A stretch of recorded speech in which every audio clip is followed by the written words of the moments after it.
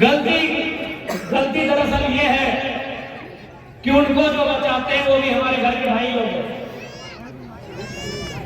ये जो हैदराबाद, कलकत्ता के और पटना के करप्टेड अधिकारियों को जो बचाते हैं वो भी हमारे घर के भाई लोग हैं। पुलिस कर्मी कौन है? हमारे घर के हैं। इनसे ड्यूटी के नाम पे हमारे खिलाफ इनको खड़ा कर देते हैं। नौकरी के नाम पे, विधि विधान और व्यवस्था के नाम पे, यही हमारा दुर्भाग्य है। आज बिल्कुल यही हमारा दुर्भाग्य है। और आज मुझे एक बात कहने से गुरेज नहीं है। जब यहाँ आ रहे थे तो लोगों ने जिक्र किया और हमने भी पढ़ा है कि लातेहार एक नक्सल प्रभावित क्षेत्र है। नक्सल प्रभावित क्षेत्र हमारा तोपचाची भी है, हमारा पीरटाण भी है, हमारा डोडी और नावाडी का हिस्सा भी रहा है।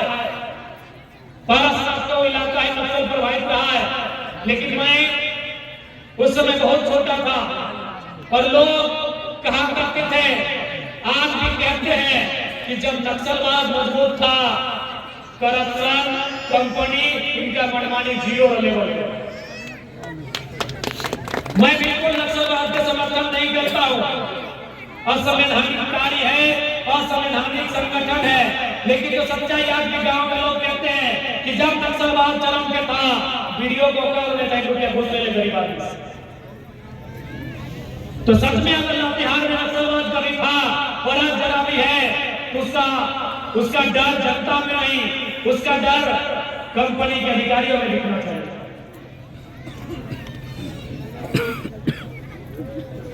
बिल्कुल मैं नक्सलवाद का पक्षधर नहीं हूं।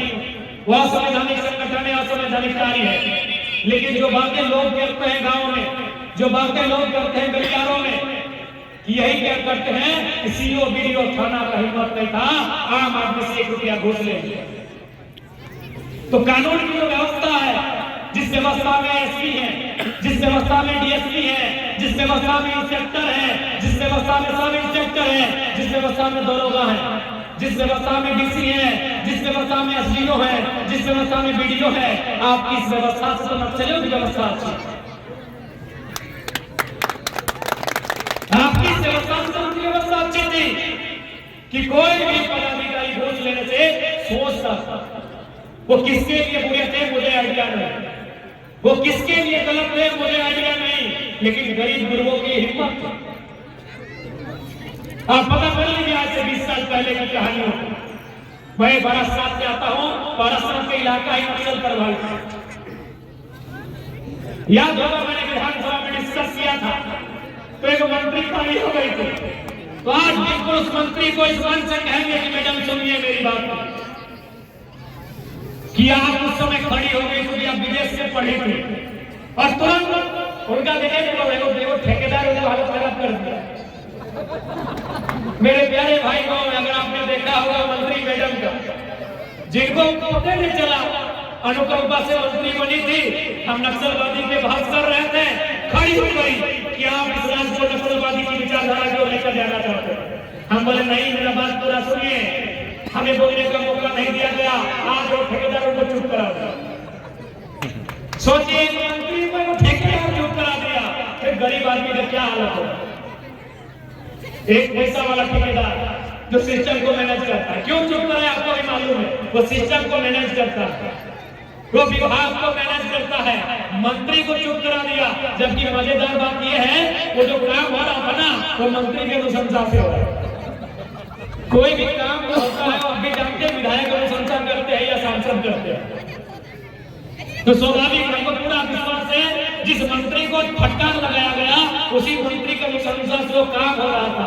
तो वही मंत्री जी को हम कहेंगे कि सोचिए कि एक पैसा वाला मंत्री का वैल्यू नहीं लगाया तो गरीब आदमी का क्या हालत हो। इसीलिए मैंने कहा कि जब नक्सलवाद का उफान था, गरीब आदमी के साथ गिरा नहीं होता था, प्रखंड थाना अंचल थर-थर कांप उठता और मेरा समर्थन भी किया गया। भले वो विदेश से पढ़ी लिखी मंत्री को समझ में नहीं आया, लेकिन इसी कोल्हापुर प्रमंडल के सबसे बुजुर्ग मंत्री राधा कृष्ण जी ने खड़े होकर मेरा समर्थन किया कि जरा बाबू जो बात को कहना चाहते हैं उसको आप लोग समझ नहीं पाए। ये कहना चाहते हैं कि अगर विधायिका की प्रणाली कमजोर होगी, यदि कार्यपालिका की प्रणाली कमजोर होगी, यदि हमारी व्यवस्था जिससे ये राज्य चल रहा है अगर वो कमजोर होगी तो नक्सलवाद की प्रणाली आज भी मौजूद हो जाएगी। यदि आप न्याय नहीं कर पाएंगे तो न्याय के लिए कोई रास्ता तो ढूंढना होगा। तो इसलिए आज बहुत दुख की बात है, बड़े शर्म की बात है कि आज हमारे ही इन पुलिस भाइयों को ये कंपनी के दलाल रैयतों के खिलाफ आके खड़ा कर दे। और ये अंग्रेजों के काल से यही होता आया है। उस समय ईस्ट इंडिया कंपनी थी, आज बीपीआर कंपनी है, आज मगध संघमित्रा है। ये इतिहास से होता आया है। जब जब किसानों ने अपनी आवाज को उठाया है, जब जब अपनी जमीन को बचाने के लिए, जब जब अपनी अस्मिता को बचाने के लिए, जब जब अपने हक अधिकार की लड़ाई लड़ी है, हमारे कुछ भाइयों को उधर से हमारे खिलाफ खड़ा कर दिया जाता है। इसलिए मैं तमाम पुलिसकर्मियों को कहना चाहूंगा, जितने भी पुलिसकर्मी हैं, आप किसी राजा के बेटे नहीं है, आप अंबानी अडानी के दामाद नहीं है, आप एक मिडिल क्लास फैमिली से हैं, इस बात को याद रखिएगा। इसलिए जब जब कोई विस्थापितों का आंदोलन होगा, आप अपनी ड्यूटी कीजिएगा, ज्यादती नहीं कीजिएगा। आपको आप कहना चाहते हैं, मैं तमाम पुलिस भाइयों को कहूंगा, पदाधिकारियों को कहूंगा, इंस्पेक्टर है या दरोगा है या पटवारी है, ये जितने भी पुलिसकर्मी आए हैं, जब जब आंदोलन होगा रैयतों का, जब जब आंदोलन होगा विस्थापितों का, आपका डंडा केवल अपनी ड्यूटी के लिए होना चाहिए, विस्थापितों के हौसले को कमजोर करने के लिए नहीं होना चाहिए। आपको मैं स्पष्ट कहना चाहूंगा, क्योंकि जिस दिन आपका सामना में विस्थापन से होगा, जिस दिन आपका सामना विस्थापन से होगा, याद रखिएगा, आप अपने हाथ में जो सरकार ने यह डंडा दिया है, इस डंडे को छोड़कर आप बंदूक उठा लेना। इतना दर्दनाक होता है विस्थापन का। ये लाइन में विशेषकर उन सरकारी भाइयों को कहूंगा जो पुलिस प्रशासन से जुड़े हैं, जो दरोगा है, जो सिपाही है, जो बीडीओ है, जो डीएसपी है, जो थानेदार है, मैं ये लाइन उनके लिए कहूंगा, जिस दिन आपका सामना विस्थापन से हुआ, आप ये बंदी को छोड़कर अपने हाथों में जो डंडे सरकार ने आपको दिया है, इसको छोड़कर आप भी बंदूक उठा लेंगे। इतना दर्दनाक होता है विस्थापन की पीड़ा। इसलिए आपको भी समझना होगा, ड्यूटी के लिए ड्यूटी का आपका हम सम्मान करते हैं, आदर करते हैं, सत्कार करते हैं, लेकिन ड्यूटी में आप इतने भी मजबूर मत हो जाइएगा कि आपको मजदूर किसानों पर लाठियां चलानी पड़े। और यही सीएम कह रहे हैं कि 50 गाड़ी कोयला बंदूक की नोक पर निकाल लिया जाता है, वहां दिखाइए, हम आपकी शाबाशी करेंगे, आपकी बहादुरी का। ये लोग आपको सलाम करेंगे। ये जो सीएम कह रहा है कि बंदूक की नोक पर 50 गाड़ी कोयला माफिया बंदार निकाल के ले जाते हैं, तो मैं पुलिस महकमा को कहूंगा, मैं तमाम पुलिस महकमा को कहूंगा, आप अपनी बहादुरी, आप अपनी जाबाजी आइए, जनता आपको सलाम करें। साइकिल वाला के पीछे पीछे आपको परेशान रहते हैं। कभी भी साइकिल वाला की घर की हालत देखिएगा मेरे पुलिस भाइयों। एक टोपी वाला चाचा, ठीक है पुलिस की नौकरी कर रहे हैं ना, वो बोलेगा, लेकिन साइकिल लेके चलो, देख ले कि नहीं घरवा 50 होने तो सब गलत बात। हम एक ही विधायक है जो विधानसभा में बात उठाए हैं कि झारखंड के पुलिस जितने भी पुलिसकर्मी हैं, उनका वेतन बढ़ना चाहिए, उनका जो वर्दी भत्ता है, उनका जो भोजन भत्ता है, वो 4,500 से लेकर 11,000 बढ़ना चाहिए। तो हम आपका विधायक, आपका भी है, आप अगर लड़ेंगे, आपका वेतन कम है मेरे पुलिस भाई और बहनों, जितने भी खाकी वाले हैं, यदि आपको लगे कि आपका सरकार आपका वेतन, आपका पगार, आपका भत्ता कम दे रही है, अरे हम आपके लिए विधायक है, विधानसभा चलेगा, वेतन बढ़ाने का, भत्ता बढ़ाने का बात उठाएंगे। ये 50 टका वाला काम की करा, लेकिन सब इन पब्लिक को हम थोड़ी बोले, अपनी दोस्तों बताओ कितना खराब ना हो नहीं करा। हम टोनियों के विधायक लागे, हम टोनियों के भाई लागियो, टोनियों के लागे, समस्या हो तो होने के बाद भी विधानसभा में उठेगा। पिछला बार उठे ना वैल्यू कि बढ़ती भत्ता बढ़ाइए, भोजन भत्ता बढ़ाइए, यह बड़े उठाए दो, लेकिन ये सब काम नहीं होना चाहिए। शाम को खड़ा हो जाते हैं हमारी ना लगा बोल देंगे।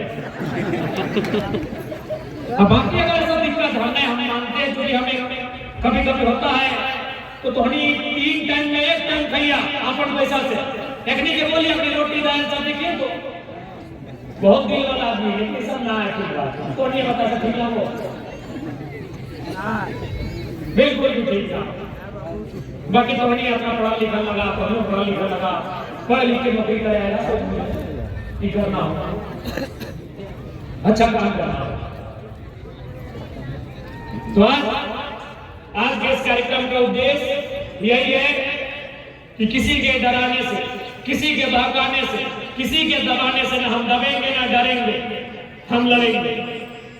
न हम दबेंगे न डरेंगे, हम लड़ेंगे, अपने हक अधिकार के लिए लड़ेंगे। ये भीख नहीं, हक है हमारा। अगर मांगने से मिलेगा तो ठीक है, नहीं तो गले के नीचे से हाथ डालकर छीन लेंगे। साउथ इंडिया से नीतीश रेड्डी के चचा यहाँ पे रेड्डी रहते हैं। श्रीनिवास रेड्डी है, क्या नाम है? श्रीनिवास। यस रेड्डी, श्रीनिवास। जो भी है। देखिए रेड्डी साहब, आप यहाँ के लोगों की कोई शत्रुता है ना हमारी है, लेकिन लोग जो सुना रहे हैं, आप जिस प्रकार से बोली वचन व्यवहार यहाँ करते हैं, ईमानदार से बोलिए, आपके घर की बहू बेटियों के साथ वही बात करते हैं। रेड्डी साहब,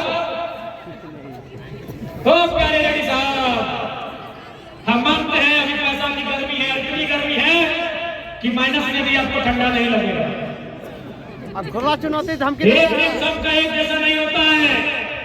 बुढ़ापा आएगा, बीमारी आएगी, कभी लाचारी आएगी, बेबस हो जाओगे, लाचार हो जाओगे, दुर्बल हो जाओगे, निर्बल हो जाओगे, तब बहुत दूर लगेगा कि यहाँ के लोगों के साथ गलत व्यवहार किया।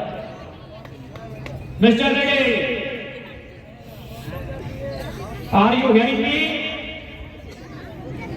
मिस्टर रेड्डी, अगर सुन रहे हो फिर कहूंगा, मेरी आपसे कोई शत्रुता नहीं है, लेकिन अगर मेरी बात आप सुन रहे हो तो याद रखना, आप दूसरों के साथ वही व्यवहार करना, क्योंकि विस्थापित की लड़ाई बहुत दर्दनाक होती है। आपको नहीं अलग करती है, आपको नहीं बुझा जाएगा, लेकिन ये लोग दिन में कमाते हैं तो रात का चूल्हा जलता है। इसलिए इनसे वही व्यवहार कीजिएगा जिस व्यवहार की अपेक्षा आप अपने आप से रखते हैं। ये एक जैसा दिन नहीं रहेगा। सिकंदर के बारे में आप जानते हैं, मैंने शुरू में ही कहा था, बताया ना उनकी 3 अंतिम इच्छा क्या थी। प्यारे रेड्डी साहब, प्यारे रेड्डी साहब, सिकंदर की 3 इच्छा क्या थी आपको मालूम है ना? कि जब हम मर जाएंगे तो 3 काम करना। पहला कि मेरा हाथ जब जनाजा जाए, मेरे दोनों हाथ जनाजे के बाहर कर देना। क्यों बाहर कर देना? दुनिया को पता चले कि दुनिया को जीतने वाला सिकंदर खाली हाथ जा रहा है। रेड्डी साहब, दुनिया को जीतने वाला सिकंदर खाली हाथ जा रहा है। मेरी दूसरी इच्छा है, सिकंदर का कहना था कि मुझे गाधा कोई मामूली आदमी नहीं देगा, मुझे गाधा कोई मामूली आदमी नहीं देगा। मेरे डेड बॉडी को, मेरे जनाजे को, मेरी अर्थी को गाधा कौन देंगे? वो हकीम देंगे, वो अधिकारी देंगे। हकीम बने क्या? अरे हकीम बने तो इलाज वैद्य वाला, वो डॉक्टर का ना देंगे, वो सेनापति का ना देंगे, जिन्होंने मेरा इलाज किया था और मेरा सुरक्षा किया था। कि दुनिया को यह भी पता चले कि दुनिया के बड़े बड़े हकीम और दुनिया के बड़े बड़े 30 मार खा सेनापति के रहते हुए भी सिकंदर को बचा नहीं पाए, नहीं बचा पाए सिकंदर। इसीलिए मेरा कहना, डॉक्टर लोग ही, इतना बड़ा बड़ा डॉक्टर हमको बचा नहीं, इतना बड़ा बड़ा सेनापति था जो हमको सुरक्षा नहीं, हम मर गए। और अंतिम था कि मैंने जितना धन कमाया है, रेड्डी साहब ऐसा चला आपके लिए, आप तमिलनाडु में कहां से आ गए झारखंड धन कमाने, तो सुन लीजिए। अंतिम संदेश सिकंदर का था, अंतिम इच्छा कि मैंने जितना धन पैसा कमाया है, उस समय सिक्का नहीं था, उस समय सोना चांदी हीरा जवाहरात था, यानी उस समय जेवर के रूप में था, जेवरात था कि जितना भी मैंने धन इकट्ठा किया है वो मेरे किसी भी वंशज को, मेरे किसी रिश्ते नाते को ना दिया जाए, बल्कि मेरा जो जनाजा गुजरेगा उससे आगे आगे डाल दिया। और लोग उस मेरे दौलत के ऊपर पांव रख के मेरे शमशान घाट पर जाएंगे। इसका मतलब ये कि समय आने पर एक दिन ये सारा धन धूल बन जाएगा। इसलिए अहंकार मत पालिए। हम जानते हैं लातेहार के डीसी आपने सुनते होंगे कैसे बात, हम ये भी मानते हैं कि आगे ऐसी आपकी मानते होंगे आप कैसे बात, लेकिन जब समय का पहिया घूमता है वो किसी की नहीं सुनता, और समय का पहिया तो समय में घूमेगा। अभी यहाँ की जनता चुप नहीं रहेगी, यहाँ की जनता अपने अधिकारों की लड़ाई लड़ेगी, यहाँ की जनता अपने अधिकारों के साथ किसी प्रकार का कोई समझौता नहीं करेगी, इस बात को सुनिश्चित करेगी। क्योंकि मौत एक दिन सबको आएगी, इस मिट्टी में दफन एक दिन सबको होना है, किसी को जलना है, किसी को दफन होना है, रहने के लिए यहाँ कोई नहीं आया है। इसका मतलब ये नहीं कि हम डर के रखें।